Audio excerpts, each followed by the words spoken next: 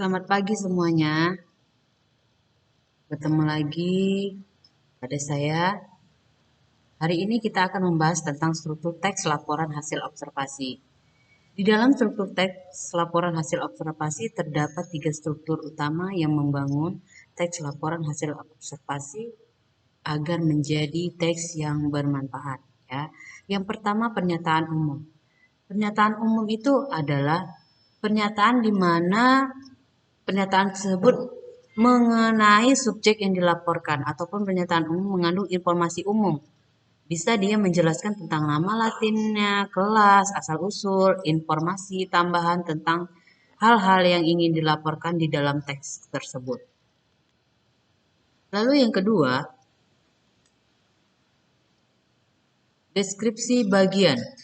Deskripsi bagian itu adalah deskripsi yang mengandung rincian atau hal-hal yang dilaporkan tentang bisa dia berupa fisik binatang, makanannya, habitat, perilaku, serta jenis-jenisnya.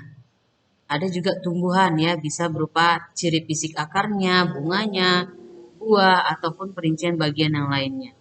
Yang ketiga, deskripsi manfaat.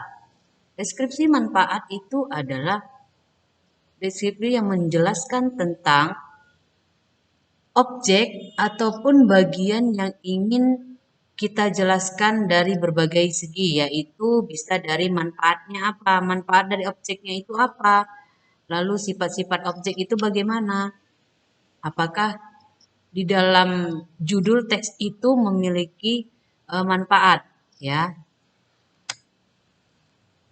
Contohnya tadi sudah saya jelaskan tentang wayang ya, itu kita akan menjelaskan tentang wayang. Pengertian wayang itu apa jenis wayang ya di dalamnya. Lalu juga kalau kita ingin melihat struktur laporan hasil observasi tentang wayang, bisa kita jelaskan dari judulnya. Judulnya itu penjelasan tentang wayang. Kalau dia pernyataan umumnya. Lalu yang ke deskripsi bagiannya, bisa kita jelaskan tentang jenis-jenis wayangnya. Dia berasal dari wayang apa? Apakah dia dari wayang kulit, dari wayang kayu, ataupun bisa dia dari wayang golek ya. Itu dia deskripsi bagiannya. Jadi kalau kita ingin menceritakan sesuatu ataupun menghasilkan laporan hasil observasi melalui teks, kita harus memiliki yang namanya deskripsi bagiannya. Lalu deskripsi manfaatnya. Kalau di dalam wayang, manfaat wayang itu apa? Kita jelaskan manfaat wayang.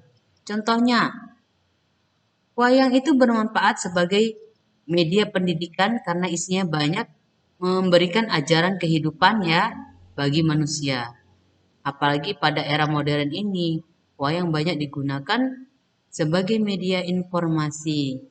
Ya, antara lain dapat dilihat dari pergelaran wayang yang disisipkan informasinya tentang program pembangunan seperti keluarga, pemilihan umum, dan sebagainya. Jadi, di dalam teks laporan observasi itu bisa kita lihat dari teks tersebut. Meski semakin jarang, laporan observasi itu banyak dilakukan di luar. Kalau di dalam teks itu, itulah kita harus memiliki strukturnya. Ya, demikianlah pemaparan yang dapat saya sampaikan tentang struktur teks laporan observasi. Semoga bermanfaat. Sekian dan terima kasih.